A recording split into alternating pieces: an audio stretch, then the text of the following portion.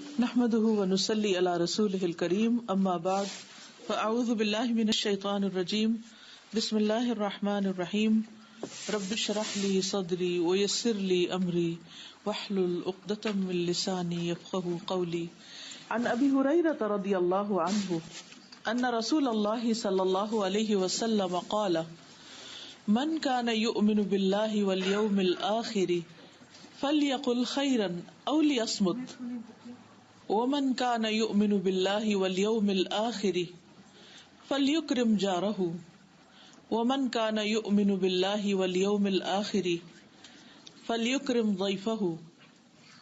ابو ہریرہ سے مروی ہے کہ رسول اللہ صلی اللہ علیہ وسلم نے فرمایا، جو شخص اللہ اور قیامت کے دن پر ایمان رکھتا ہے تو اس کو چاہیے کہ اچھی بات کہے ورنہ خاموش رہے، اور جو شخص اللہ اور آخرت کے دن پر ایمان رکھتا ہے اسے چاہیے کہ اپنے پڑوسی کی عزت کرے، اور جو شخص اللہ اور یوم آخرت پر ایمان رکھتا ہے اسے چاہیے کہ اپنے مہمان کی عزت کرے۔ آداب الاسلامیہ۔ اس حدیث سے پتہ ہی چلتا ہے کہ ایمان کیا ہوتا ہے اور ایمان کے تقاضے کیا ہوتے ہیں۔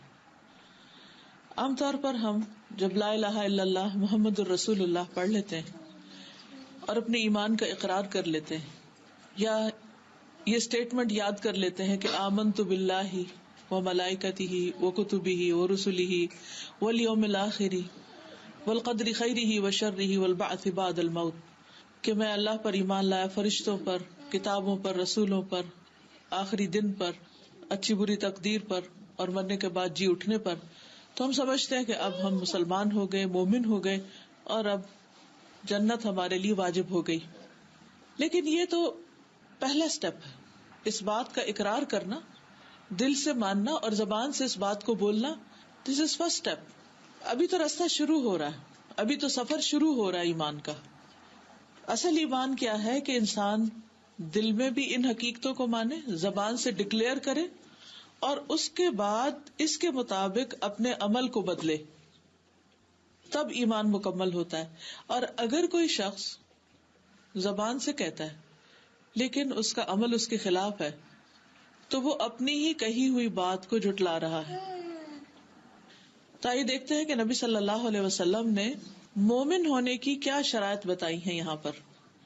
تو اس سے پہلی چیز جو بتائی گئی وہ ہے کہ جو شخص اللہ اور آخرت کے دن پر ایمان رکھتا ہے، من کان یؤمن باللہ والیوم الآخر فلیقل خیرا، تو اسے چاہیے کہ منہ سے اچھی بات نکالے، اچھی بات کہے، او یا پھر لیصمت، خاموش رہے۔ یہ ایمان کا تقاضا ہے۔ ہمارا ایمان ہمیں اس بات کا سبق دیتا ہے کہ ہم اپنی زبان کے اعمال کو سنوار لیں، اور اسی طرح جو ایمان رکھتا ہے اسے چاہیے کہ وہ اپنے ہمسائے کی عزت کرے، اس کا خیال رکھے، اور جس کا ایمان ہے اسے چاہیے کہ وہ اپنے مہمان کی عزت کرے۔ جو شخص اس طرح کا ایمان رکھتا ہو اس کا ایمان اللہ تعالیٰ کو بھی پسند ہے، اللہ تعالیٰ کے ہاں بھی قبول ہے، اور اس کے بندوں کے لیے بھی خیر و برکت اور سلامتی کا باعث ہے۔ لیکن اگر کوئی شخص زبان سے یہ کہتا ہے کہ میں مانتا ہوں لیکن ان اصولوں پر عمل نہیں کرتا، ان چیزوں کو اپنی زندگی میں نہیں رکھتا، تو وہ ایک طرح سے اپنے ایمان کا خود مذاق اڑا رہا ہے، کیونکہ وہ جو کہتا ہے وہ کر نہیں رہا۔ جہاں تک اس بات کا تعلق ہے کہ زبان سے اچھی بات نکالے، فَلْيَقُلْ خَيْرًا، خیر کی بات کرے یا پھر چپ رہے۔ تو خیر کا کیا مطلب ہے؟ بھلی بات کا مطلب کیا ہے؟ تو خیر کی دو قسمیں ہوتی ہیں۔ نمبر ایک کہ وہ بات بذات خود اچھی ہو، جیسے اللہ کا ذکر ہے، تسبیحات ہیں، اللہ کی حمد و ثنا ہے، قرآن مجید کی تلاوت ہے، نفع مند علم سکھانا ہے، نیکی کا حکم دینا ہے، برائی سے روکنا ہے، یہ سب کچھ فی ذات ہی اچھا ہے۔ کہ مثلا اگر کوئی سبحان اللہ، الحمدللہ، اللہ اکبر پڑھ رہا ہے یا قرآن کی کوئی سورت تلاوت کر رہا ہے تو کوئی بھی شخص یہ نہیں کہہ سکتا کہ یہ کوئی غلط بات کر رہا ہے، ہر ایک کہے کہ بہت اچھی بات ہے۔ لیکن بعض باتیں قرآن کی آیات نہیں ہوتی، ذکر کے الفاظ نہیں ہوتے، وہ کوئی دنیا کی بات ہوتی، کوئی فائدہ مند بات ہوتی، اور اس کے پیچھے کہنے کا مقصد یا جو نیت ہے وہ بھی اچھی ہوتی، تو وہ بات بھی اچھی ہوتی۔ یعنی نمبر 1 کیا ہے کہ جو قرآن اور حدیث کے الفاظ ہیں، یہ ذکر اذکار ہیں، یہ اچھی بات ہے. اور نمبر 2 جس کے پیچھے مقصد اچھا ہے. بعض اوقات جب انسان اچھے نیت اور اچھے مقصد کے ساتھ کسی کو کوئی مشورہ دیتا ہے، کسی کا غم دور کرتا ہے، کسی کا خیال رکھتا ہے، کسی کی وحشت دور کرتا ہے، کسی کے لیے کوئی آسانی پیدا کرتا ہے یا اس کے دل میں کوئی خوشی پیدا کرتا ہے. بعض اوقات آپ دیکھیں کہ ہلکے پھلکے جوکس جو ہوتے ہیں وہ کس لیے ہوتے ہیں کہ دوسرا شخص خوش ہو جائے. اس میں کوئی جھوٹ نہیں ہوتا، کوئی غلط بیانی نہیں ہوتی، لیکن نہ تو وہ قرآن کی آیت ہوتی ہے، نہ وہ کوئی حدیث ہوتی ہے، مگر وہ بات اچھی ہوتی ہے کیونکہ اس کے کہنے کے پیچھے نیت اچھی ہے. اور نیت کیا ہے کہ دوسرے کو خوش کر دیا جائے، تو یہ بات بھی اچھی ہے. تو ایک ہے الخیر فی ذاتہ اور ایک ہے الخیر لغیرہ. رسول اللہ صلی اللہ علیہ وسلم نے فرمایا کسی کو نیکی کرتے وقت معمولی نہیں سمجھنا چاہیے، خواہ اپنے مسلمان بھائی کو کھلے دل سے ملنا، کھلی پیشانی کے ساتھ ملنا، کشادہ چہرے کے ساتھ یعنی اسمائل کرتے ہوئے، اور خواہ کسی تنہا انسان کی گھبراہٹ اس کے ساتھ رہ کر دور کرنا، تو یہ بھی خیر کی بات ہے. مثلا بعض اوقات کسی کا کوئی عزیز پیارا دوست رشتہ دار قریبی رشتوں میں سے کسی کا شوہر یا بیٹا یا کوئی بہن بھائی اس کا فوت ہو جاتا ہے، تو اس کے بعد وہ بہت غم کا شکار ہو جاتا ہے انسان، یا ڈپریشن میں جانے لگتا ہے یا تنہائی کا شکار ہو جاتا ہے. بعض بہت عزیز پیارے رشتے جب دنیا سے چلے جاتے ہیں تو آپ نے دیکھا ہوگا یہاں بھی بہت سے لوگ بالکل اکیلے ہو جاتے ہیں. ہسبینڈ وائف رہ رہے ہیں، کوئی ایک چلا گیا تو ایک رہ گیا پیچھے. اب بچے اپنی اپنی زندگی میں ہیں. اب ماں باپ کا دل ہوتا ہے کہ جہاں ان کی اپنے آرام کی جگہ وہیں پر رہے، اور بچوں کا کیا دل چاہتا ہے کہ جو ان کی کنوینئنس کی جگہ ہے وہ اس میں رہے. تو زندگی بہت مشکل ہو جاتی ہے بعض اوقات. اسی طرح کئی دفعہ تو اپنے رشتے دار ہوتے ہیں، جان پہچان کے لوگ ہوتے ہیں، کئی دفعہ غیر ہوتے ہیں، اور کئی دفعہ نان مسلم ہوتے ہیں. اب مثلاً آپ کو یہ معلوم ہے کہ آپ کے نیبر میں کوئی نان مسلم ہے، کوئی خاتون ہے، اکیلی ہیں، کوئی ان کے بچے نہیں، کوئی ان کے عزیز رشتے دار نہیں، یہاں کوئی ان کا خیال رکھنے والا نہیں. تو اگر آپ اپنے وقت کا کچھ حصہ نکال کے ان کی خیر خبر معلوم کر لیتے ہیں، ان کے پاس جا کر کوئی بات کر دیتے ہیں، ان کی کوئی مدد کر دیتے ہیں، تو یہ ساری چیزیں خیر کی شمار ہوگی. خیر کا دائرہ بہت وسیع ہے، ضروری نہیں کہ وہ صرف مسلمان کے ساتھ ہو، خیر کسی کے ساتھ بھی کی جا سکتی. کوئی بھی لیونگ بینگ جو ہے اس کے ساتھ اچھا سلوک کرنا وہ خیر میں شامل ہو جاتا ہے. پھر اسی طرح جب پڑوسی کی بات آتی ہے، نیبرز کی بات آتی ہے، تو اس میں وہ نیبر بھی شامل ہیں جو پرماننٹلی آپ کے ساتھ رہ رہے ہیں، وہ نیبر بھی شامل ہوتے ہیں جو آپ کے پاس تھوڑی دیر کے لیے بیٹھتے ہیں. مثلا اگر آپ جو لوگ آپ میں سے چیئرز پہ بیٹھے ہیں تو ان میں سے ہر ایک بیٹھنے والا دوسرے کا نیبر بن رہا ہے. جار بالجنب، پہلو کا ساتھی، کمپینین. آپ مثلا بس میں ٹریول کر رہے ہیں، گاڑی میں جا رہے ہیں، کہیں جا رہے ہیں، کوئی شخص جو آپ کے ساتھ بیٹھا ہے وہ سب اسی میں آ جاتے ہیں، وہ آپ کے نیبرز بن جاتے ہیں تھوڑی دیر کے لیے، اور کچھ لوگ زیادہ دیر کے لیے. تو یہاں پر کیا کہا جا رہا ہے کہ اس کی عزت کرو، اس کا احترام کرو. یعنی جب کبھی بات چیت کرنی پڑے، کوئی معاملہ کرنا پڑے، تو اس میں روڈنس نہ ہو، اس میں احترام کا معاملہ ہو، اچھا معاملہ ہو، خیر کا معاملہ ہو.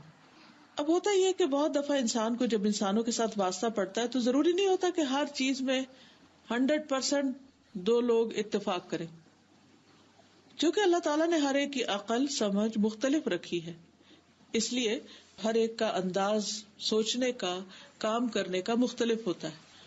تو بہت دفعہ ایسا بھی ہوتا ہے کہ جب کوئی شخص ہماری سوچ سے مختلف کا ہوتا ہے یا اختلاف رائے ہوتا ہے بعض اوقات، تو اس میں ہم دوسرے کے نقطہ نظر کو سمجھتے نہیں یا پھر اس کو پازیٹیولی نہیں لیتے، جس کے نتیجے میں اختلاف بڑھتا ہے.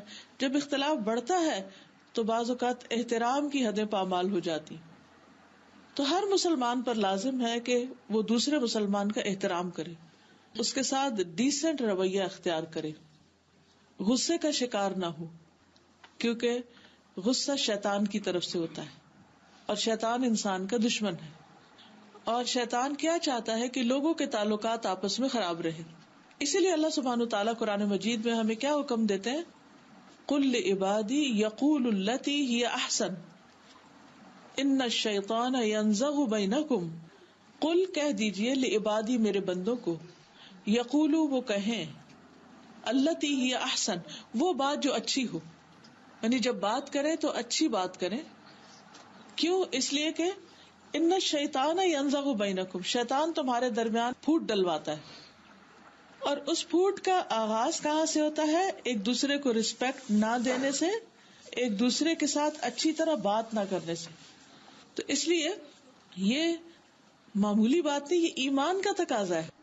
اگر ہم اچھی طرح بات نہیں کریں گے، احترام نہیں دیں گے، تو اس سے ایمان میں خلل واقع ہو جائے گا، جڑیں ہل جائیں گی، بنیادیں ہل جائیں گی. اب آپ دیکھیے کہ ایک شخص اللہ کے سامنے جا کر کھڑا ہوتا ہے اور ایک ناقص ایمان کے ساتھ، تو اس کی کیا ویلیو ہوگی، کیا قدر و قیمت ہوگی. پھر اسی طرح جب پڑوسی کا احترام ہے تو صرف بات کے ساتھ احترام نہیں، بلکہ اس کی ضروریات کا خیال رکھنا اور اس کے ساتھ اچھا سلوک کرنا موقع کی مناسبت سے. اور پھر فَلْيُكْرِمْ ضَيْفَهُ، مہمان کی عزت کرنا.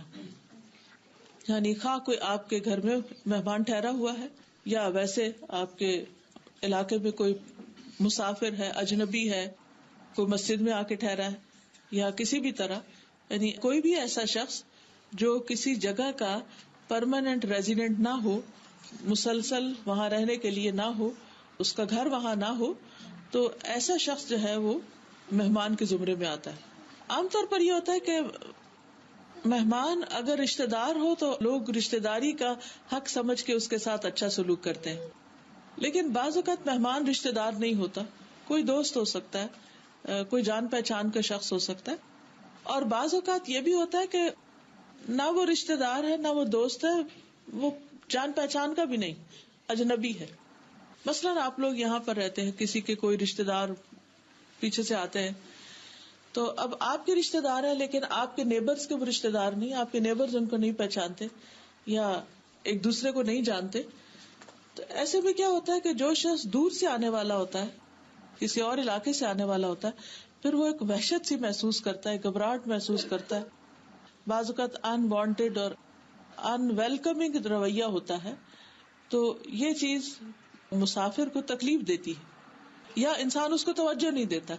اب مسئلہ آپ دیکھیے، جیسے کسی شادی میں، کسی فنکشن میں آپ لوگ اکٹھے ہوتے ہیں تو عموماً کیا ہوتا ہے کہ سب لوگ ان کو اچھی طرح مل رہے ہوتے ہیں جو جان پہچان کے ہوتے ہیں، اس کے گلے لگ رہے ہوتے ہیں اور ویلکم کر رہے ہوتے ہیں اور ایک دوسرے کو پوچھ رہے ہوتے ہیں.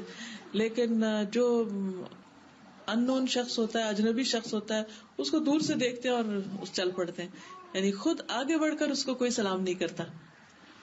اسلام ہمیں کیا سکھاتا ہے کہ جو شخص آپ کے ساتھ اسلام کے رشتے میں بندھ گیا، وہ چاہے آپ اس کو جانتے ہو یا نہیں جانتے، اس کے ساتھ ملو جا کہ ہر اس شخص کو سلام کرو جس کو تم جانتے ہو، اور اس کو بھی کرو جس کو نہیں جانتے. انسانیت کے رشتے میں تمہارا تعلق ہے، اس کے اسلام کے رشتے میں اس کے ساتھ تمہارا تعلق ہے. اس لیے بہت ضروری ہے کہ انسان انسانی جذبات کو سمجھ کر معاملہ کرنے والا اور انسانوں کے ساتھ بہترین سلوک کرنے والا ہو. یہی ہمارے دین کی تعلیم ہے. نبی صلی اللہ علیہ وسلم کے پاس جب کوئی آتا تھا تو بعض اوقات کوئی جان پہچان کا نہیں ہوتا تھا، آپ صلی اللہ علیہ وسلم کبھی اپنے گھر اس کو مہمان کے طور پر لے جاتے، کبھی صحابہ میں سے کوئی لے جاتا. تو یہ شرط نہیں رکھی گئی کہ کوئی رشتہ دار یا واقف انسان ہی ہو. تو اس حدیث سے ہمیں بہت ہی خوبصورت اور کام کی باتیں پتہ چلتی ہیں. پہلی بات، خیر کے علاوہ خاموش رہنا واجب ہے. فضول باتوں پہ زبان نہ کھولی جائے، گالی گلوچ پہ زبان نہ کھولی جائے، بے مقصد باتیں نہ کی جائیں، کیونکہ زبان اللہ کی نعمتوں میں سے ایک بہت بڑی نعمت ہے جو انسان کو ملی ہے. اللہ تعالیٰ قرآن مجید میں فرماتے ہیں، الرحمن علم القرآن خلق الانسان علمہ البیان. یہ ایک ایسی نعمت ہے جو جانوروں کو نہیں ملی. ان کی آوازیں کتنی مبہم سی ہوتی ہیں جو سمجھ میں نہیں آتی. تو جب کوئی نعمت ملتی ہے تو پھر اس کا حق ادا کرنا بھی ضروری ہوتا ہے. اب آپ دیکھیے کہ 3 کیٹیگریز ہو گئی پھر بات کی، خیر، لغو اور شر. یعنی اچھی بات، بیچ میں نیوٹرل بات، نہ اچھی ہے نہ بری ہے لیکن اس کا فائدہ کچھ نہیں. اور تیسری جو ہے شر ہے. تو ہمیں کیا کہا گیا؟ یہ نہیں کہا گیا کہ آپ اگر خیر نہیں تو لغو، ادھر ادھر کی باتیں کرے جاؤ، کچھ نہ کچھ بولتے رہو.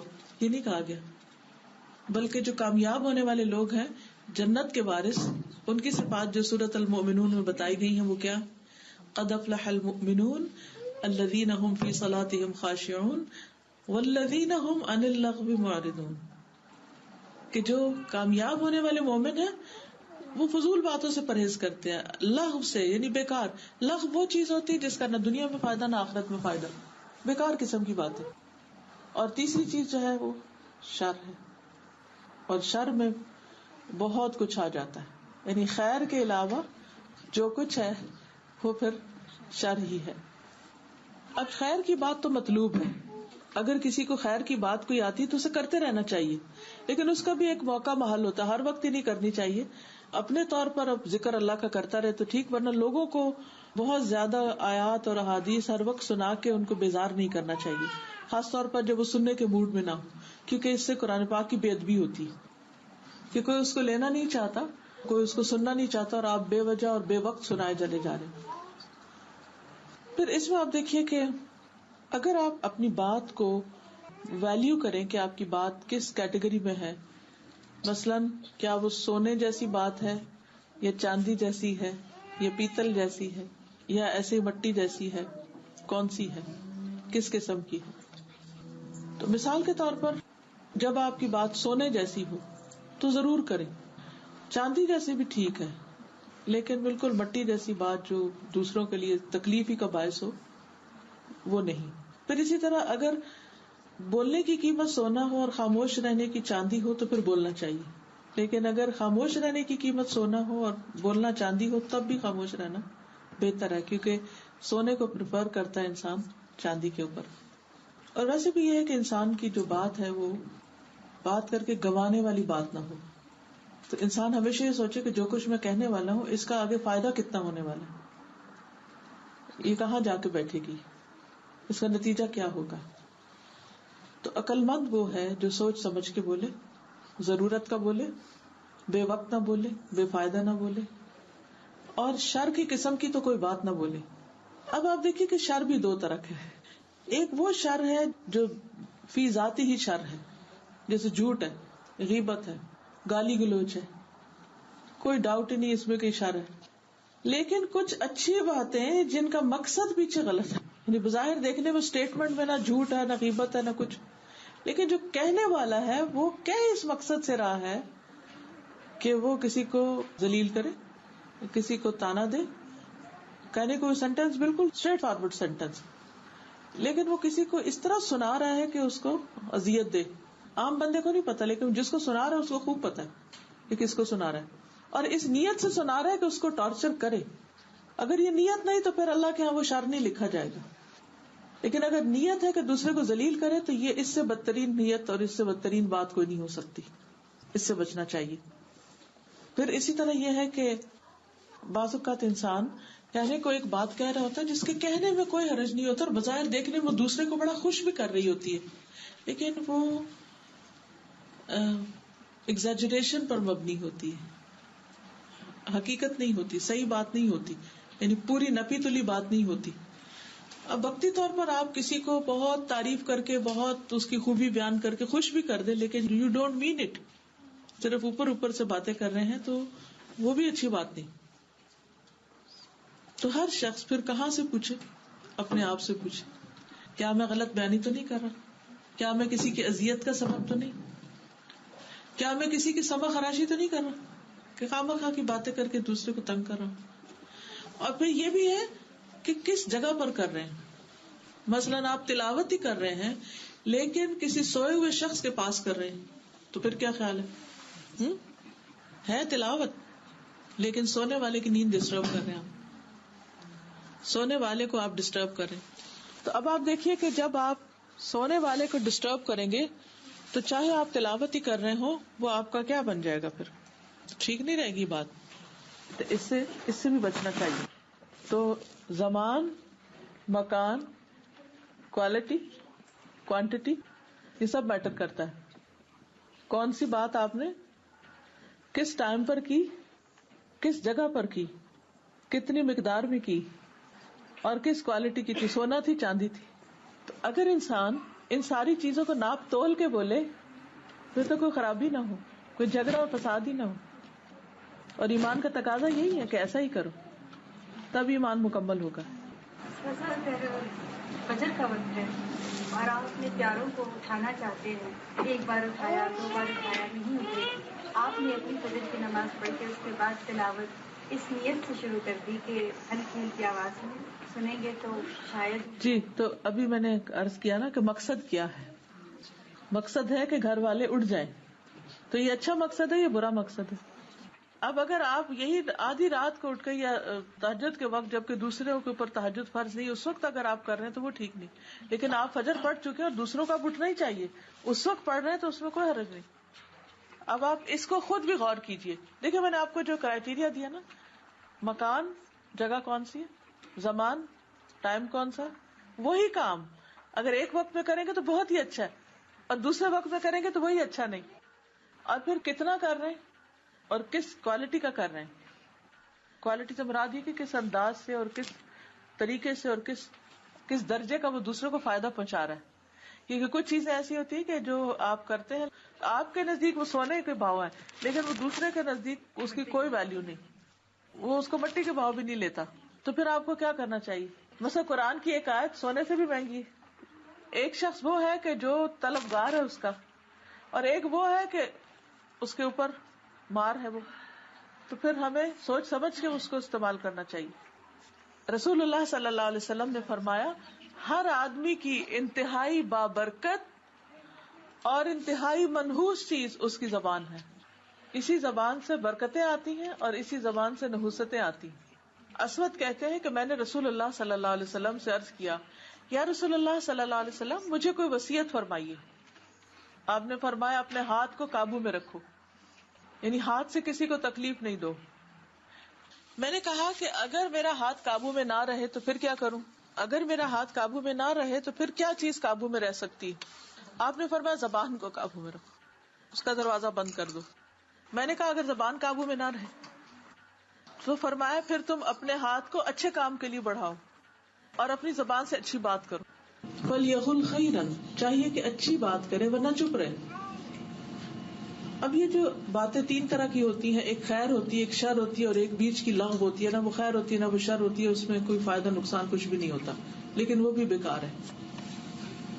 تو ہمیں اچھی بات کرنی چاہیے، اور اچھی بات جو ہے وہ یا فی ذاتی ہی اچھی ہوتی ہے یا لغیری ہی اچھی ہوتی ہے. خیر لغیری، ذات میں کیا ہے جیسے قرآن اور ذکر اذکار وغیرہ، اور لغیری ہی کا مطلب ہے جس بات کے وہ بظاہر قرآن اور سنت کا لفظ یا آیت یا حدیث تو نہیں، لیکن کوئی اچھی بات ہے، لیکن اچھی نیت سے کہی گئی. اب کوئی بھی بات اگر اچھی نیت سے نہیں کہی گئی تو وہ اچھی نہیں ہوتی. ہاں اگر اچھی نیت کے ساتھ آپ نے اچھی بات کہی ہے جس میں کسی کو کوئی فائدہ پہنچ رہا ہے تو وہ بات آپ کے لیے صدقہ شمار ہوگی.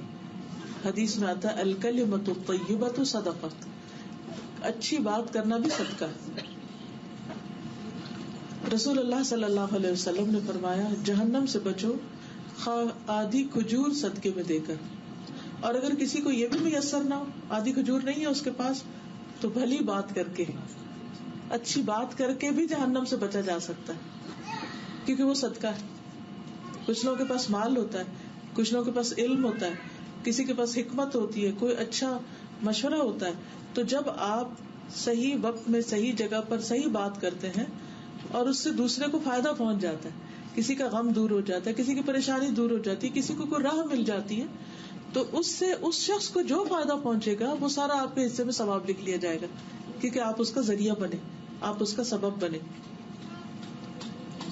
پھر اسی طرح اچھی بات انسان جب زبان سے نکالتا ہے اور انسان کو بعض اوقات پتہ ہی نہیں ہوتا کہ وہ کتنی ویلیوبل بات ہے، اور اس کا دھیان بھی اس طرف نہیں جاتا، تو اللہ سبحانہ وتعالیٰ اس کی وجہ سے اس کے بے پناہ درجات بڑھا دیتا ہے. اسی طرح بعض اوقات انسان کو ایسی بات زبان سے نکالتا ہے، اس کو خیال بھی نہیں ہوتا کہ یہ کوئی بہت بری بات ہے، لیکن اس کی وجہ سے انسان جہنم کی گہرائیوں میں چلا جاتا ہے. تو ہمیشہ انسان سوچ سمجھ کے بات کرے. رسول اللہ صلی اللہ علیہ وسلم نے فرمایا کوئی شخص اللہ کو راضی کرنے والی ایک بات کرتا ہے جو اللہ تعالیٰ کو خوش کر دیتی ہے، وہ نہیں سمجھتا کہ اس کا اثر وہاں تک ہوگا جہاں تک ہو جاتا ہے حقیقت، کہاں کہاں تک وہ بات فائدہ دے جاتی. اس بات ہے صرف بات، لیکن اس بات کی وجہ سے اللہ تعالیٰ قیامت تک کے لیے اس بندے کے حق میں اپنی خوشنودی لکھ دیتا ہے، میں اس بندے سے راضی ہو گیا. تو اس لیے یہ جو ٹول ہے نا ہمارے پاس زبان کا، یہ کوئی معمولی چیز نہیں ہے، بہت بڑی چیز ہے. اب ڈپینڈ کرتا ہے کہ ہم اس کو استعمال کیسے کرتے ہیں. ایک اور حدیث میں آتا ہے کہ سلام عام کرنا، اچھا کلام کرنا ایسے اعمال ہیں جو بخشش کو واجب کر دیتے ہیں. آپ کے لیے لکھی جاتی ہے بخشش، لیکن اس کے لیے کیا ہے کہ کوئی آپ کو سلام کرے یا نہ کرے، خود آگے بڑھ کے کرے، اور پھر جب بات کرے تو اچھی طرح بات کرے، پیار سے بات کرے. ہانی بن یزید کہتے ہیں میں نے کہا اے اللہ کے رسول صلی اللہ علیہ وسلم، کون سی چیز جنت کو واجب کرتی؟ یعنی کوئی ایسی چیز ہو بس مجھے گارنٹی مل جائے کہ جنت میں پہنچ جاؤ. آپ نے فرمایا بس تم عمدہ کلام اور کھانا کھلانے کو لازم پکڑ لو. اگر واقعی جنت میں جانا چاہتے ہو تو یہ دو کام کرو. رسول اللہ صلی اللہ علیہ وسلم جب سب سے پہلے مدینہ میں تشریف لے گئے تو آپ نے جو پہلی تعلیم دی تھی، جس کو سن کر عبداللہ بن سلام مسلمان ہو گئے تھے، وہ کیا تھی کہ لوگوں سلام پھیلاؤ، اچھی گفتگو کرو، رشتہ داریوں کو جوڑو، اور راتوں کو جب لوگ سو رہے ہوں تو تم قیام کرو، تم سلامتی کے ساتھ جنت میں چلے جاؤ گے. ایک اور جگہ پر آتا ہے کہ جنت میں ایسے بالا خانے نے اوپر بلند مقامات پر گھر ہیں جن کا اندر کا حصہ باہر سے اور باہر کا حصہ اندر سے نظر آتا ہے، جیسے گلاس ہاؤسز ہوتے ہیں. ایک بدو نے پوچھا یا رسول اللہ صلی اللہ علیہ وسلم یہ کس کے لیے ہیں؟ اتنے خوبصورت گھر کس کے ہوں گے؟ فرمایا اس شخص کے لیے جو بات اچھی کرے، ضرورت مندوں کو کھانا کھلائے، اور جب رات کو لوگ سو رہے تو صرف اللہ کے لیے تہجد کی نماز ادا کرے، تو اس کو یہ بہترین گھر ملے. اس کے برعکس اگر کوئی شر کی بات کرتا ہے تو وہ ناراضگی کی بات ہے، جہنم میں جانے کی بات ہے، بالکل اس کے اپوزٹ بات آتی. اور لغو بھی انسان کی کامیابی کے راستے میں رکاوٹ ہو جاتی، کیونکہ نہیں پتا ہوتا کہ وہ انسان کے لیے مائنس، اس کے نیکیوں کو مائنس کر دے. اور اگر انسان کو نہیں سمجھ آ رہی کہ کیا بات کرنی تو ضروری نہیں ہوتا بولنا.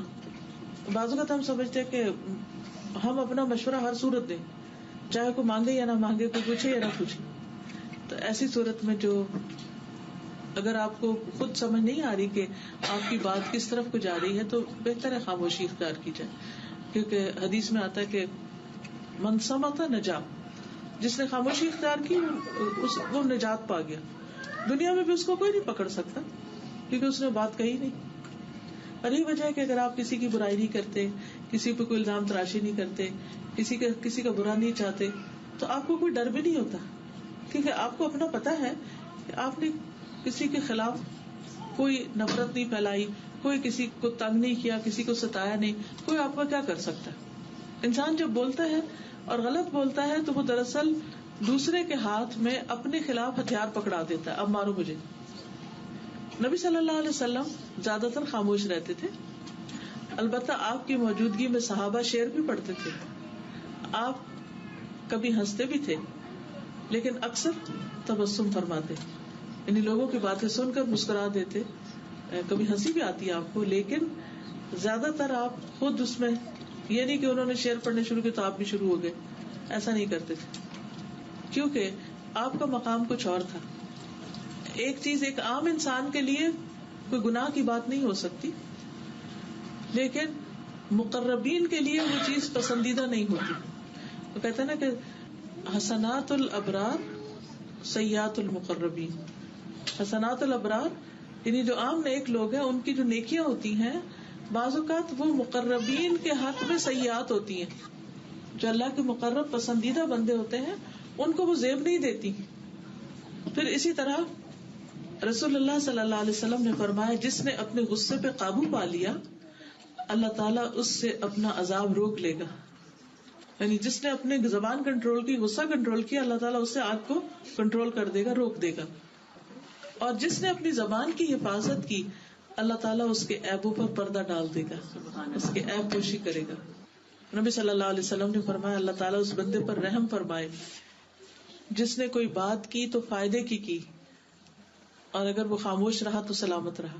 یعنی بولتا ہے تو فائدے کا بولتا ہے، ورنہ چپ رہ کے سلامت رہتا ہے. صوبان کہتے ہیں کہ رسول اللہ صلی اللہ علیہ وسلم نے فرمایا خوشخبری ہے اس کے لیے جس نے اپنی زبان پہ قابو پا لیا، اسے اس کے گھر نے کشادگی اور گنجائش دی، یعنی اس کے گھر میں اس کے لیے موضوع ٹھکانا ہے، اور وہ اپنے گناہ پر رویا، تو ایسا شخص جو ہے اس کے لیے خوشخبری، یعنی بہترین کردار کا مالک ہے۔ پھر ہمسایوں کی بات آتی، تو ہمسایوں کا کیا ہے کہ رسپیکٹ دینا، ان کو ان کے حقوق کا خیال رکھنا، ان کو اہمیت دینا، امپورٹنس دینا، ضرورت کے وقت ان کے کام آنا۔ اسی طرح انسان کی خوش قسمتی کی 4 چیزیں، 4 علامتیں: نیک بیوی، کھلا گھر، نیک ہمسایا، اچھی سواری۔ یہ 4 چیزیں جس کے پاس ہو انتہائی خوش قسمت انسان ہے، اور 4 چیزیں بدبختی کی علامت ہے: بری بیوی، تنگ گھر، برا ہمسایا، بری سواری۔ یہ 4 چیزیں انسان کی زندگی حرام کر کے رکھ دیتی ہیں۔ تو ہمیں یہ دیکھنا چاہیے کہ ہم دوسروں کے حق میں کیسے ہمسائیں۔ حضرت عبداللہ بن عمر سے روایت ہے، رسول اللہ صلی اللہ علیہ وسلم نے فرمایا، اللہ کے نزدیک بہترین دوست وہ ہیں جو اپنے دوست کے لیے بہتر ہیں۔ بہترین ساتھی وہ ہے، خیر الاصحاب، اصحاب کا لفظی ترجمہ تو ساتھی، کمپینین کیا جاتا ہے، وہی ٹھیک ہے، لیکن دوست ساتھی کے معنوں میں بھی استعمال ہوتا ہے۔ اور بہترین پڑوسی وہ ہیں جو اپنے پڑوسی کے حق میں اچھے ہیں۔ ہمسائے کا اتنا بڑا مقام ہے کہ انسان کے اچھے یا برے ہونے کا سرٹیفکیٹ وہ دیتے ہیں۔ حدیث میں آتا ہے، ایک آدمی نے پوچھا کہ مجھے کیسے پتا چلے گا جب میں نیکی کروں یا برائی کروں تو میں نیک ہوں یا نہیں، مجھے کیسے پتا چلے گا میں کہاں ہوں، میں اچھا ہوں کہ نہیں؟ آپ کو کبھی ایسا خیال آتا ہے اپنے بارے میں، پتہ نہیں میں نیک ہوں کہ نہیں، پتہ نہیں میں اچھا ہوں کہ نہیں، پتہ نہیں میں کیسا ہوں، کون ہوں؟ رسول اللہ صلی اللہ علیہ وسلم نے فرمایا، جب تمہارے نیبرز کہیں کہ تم نے اچھا کام کیا ہے تو تم اچھے ہو، اور جب وہ کہیں کہ تم نے برا کیا ہے تو تم برے ہو، یعنی تمہاری گواہی تمہارے نیبرز دیں گے کہ تم کون ہو۔ ایک اور حدیث میں آتا، صحیح الجامع صغیر کی روایت ہے، جب تمہارے پڑوسی تمہاری تعریف کریں تو تم محسن ہو، اور اگر تمہارے پڑوسی تمہاری برائی کریں تو تم گناہگار ہو۔ اپنا مقام اپنے پڑوسی کی نظر میں پہچانو، نیبر سے پوچھو کہ کون ہو سکتا ہے آپ کہیں کہ ہمارے تو نیبرز جو ہیں وہ نان مسلم ہیں اور ہمارا کوئی سلام دعا نہیں ان سے، ہم نہیں جانتے وہ کون ہے، وہ نہیں جانتے ہم کون ہیں، لیکن اس کے باوجود بھی لوگ آپ کو جانتے ہوتے ہیں۔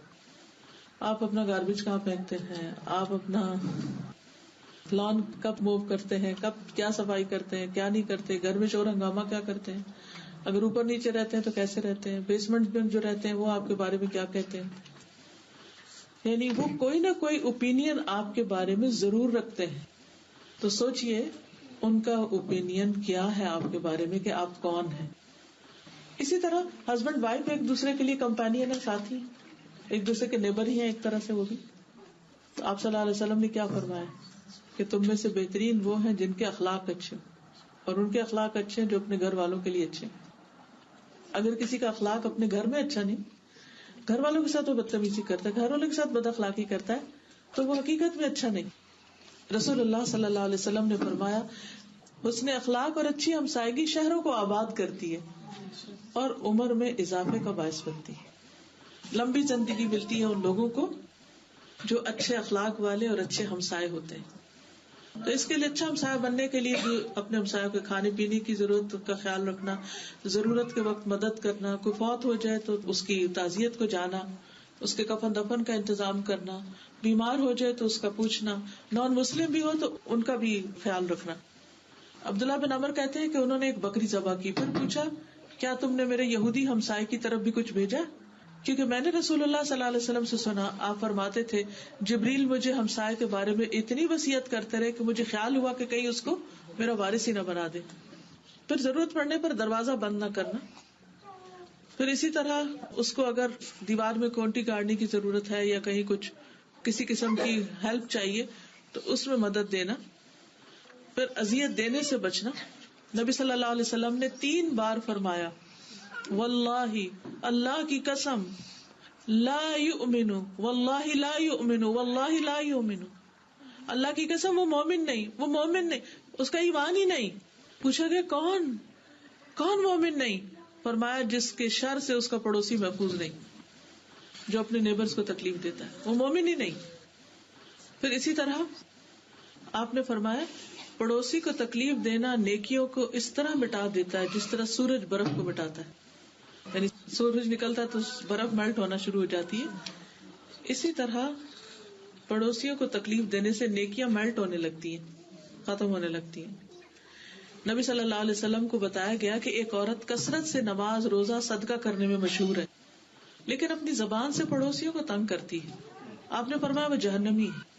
پھر کہا کہ یا رسول اللہ صلی اللہ علیہ وسلم فلاں عورت نماز روزہ صدقے کی کمی کا شکار ہے, یہ نہیں فرض نہیں ادا کرتی, یعنی بہت ایکسٹرا نہیں کرتی, لیکن وہ صرف پنیر کے چند ٹکڑے صدقہ کرتی ہے, لیکن اپنی زبان سے پڑوسیوں کو تکلیف نہیں دیتی. فرمایا وہ جنتی. اللہ سبحانہ تعالیٰ چاہتے کیا ہے کہ جو اس کی مخلوق زمین پر رہتی ہے وہ سارے ایک دوسرے کے ساتھ اچھی طرح پیار سے محبت سے خوش اخلاقی کے ساتھ رہیں. مسند احمد کی روایت ہے وہ شخص جنت میں داخل نہ ہوگا جس کا ہمسایہ اس کی شرارتوں سے محفوظ نہیں. قیامت کے دن سب سے پہلے جو جھگڑنے والے اللہ کے حضور حاضر ہوں گے وہ 2 ہمسائے ہوں گے. پھر رسول اللہ صلی اللہ علیہ وسلم نے دعا بھی مانگی ہے کہ اللہ تعالیٰ برے ہمسائے سے پناہ دے. پھر مہمان نوازی آتی. بقدر استطاعت انسان اپنے مہمان کا خیال رکھے. حضرت ابراہیم علیہ السلام کا واقعہ قرآن مجید میں آتے کہ کس طرح انہوں نے اپنے مہمانوں کا خیال رکھا. پھر یہ ہے کہ جب حضرت ابراہیم کے پاس مہمان آئے تو وہ فوراً گئے اور جا کے بھنا ہوا بچڑا لے کر آئے.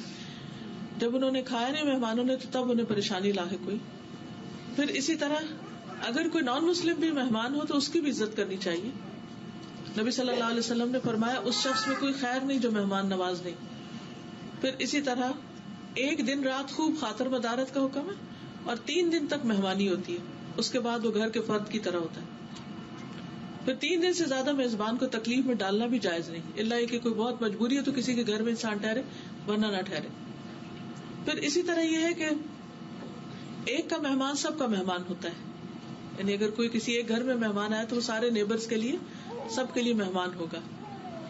تکلف کی ممانعت کی گئی ہے کیونکہ رسول اللہ صلی اللہ علیہ وسلم نے فرمایا نہینا عن التکلف, ہمیں تکلف سے روکا گیا کیونکہ اس طرح دوسرے کا رہنا بھی مشکل ہو جاتا ہے اور دوسرا انکمفرٹیبل ہو جاتا ہے.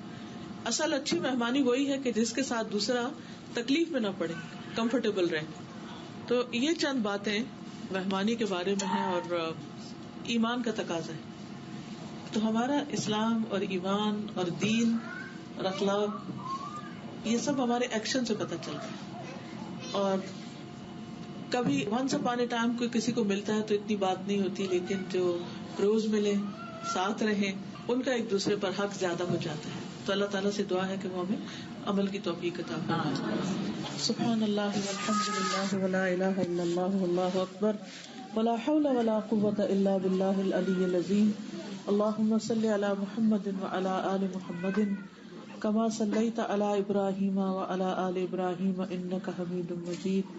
اللہم بارک علی محمد وعلی آل محمد کما بارکت علی ابراہیم وعلی آل ابراہیم انک حمید مجید. ربنا آتنا فی الدنیا حسنۃ وفی الآخرۃ حسنۃ وقنا عذاب النار.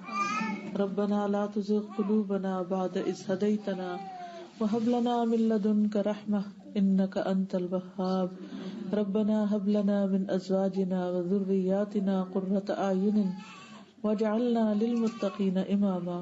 یا اللہ پاک جو کچھ ہم نے پڑھا ہے, سنا ہے, سیکھا ہے, سکھایا ہے, ہمیں اس پر عمل کی توفیق عطا فرما. اللہ ہمیں جہنم کی آگ سے بچا لینا, جنت الفردوس میں جگہ عطا فرما.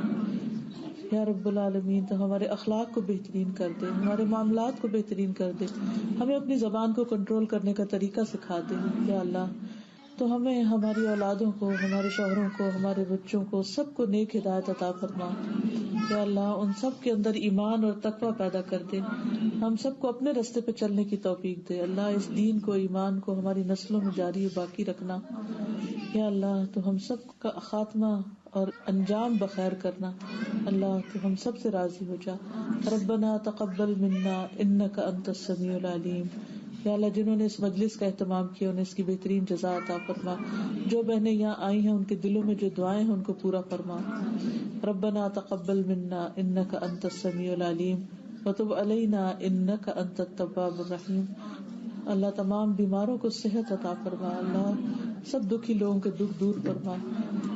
یا اللہ جن بچیوں کی شادی نہیں ہوئی ان کو نیک شوہر عطا فرما, جن کی اولاد نہیں انہیں صالح اولاد عطا فرما, اور سب کو رزق حلال عطا فرما اور حرام سے بچا. ربنا تقبل منا انك انت السميع العليم وتب علينا انك انت التواب الرحيم. وصلى الله تعالى على خير خلقه محمد وعلى آله واصحابه واهل بيته اجمعين برحمتك يا ارحم الراحمين. سبحانك اللهم وبحمدك اشهد ان لا اله الا انت استغفرك واتوب اليك. ویڈیو کے نیچے سبسکرائب کے بٹن پہ کلک کریں, بیل کے آئیکن پہ کلک کیجیے تاکہ ہر نئی ویڈیو کی نوٹیفیکیشن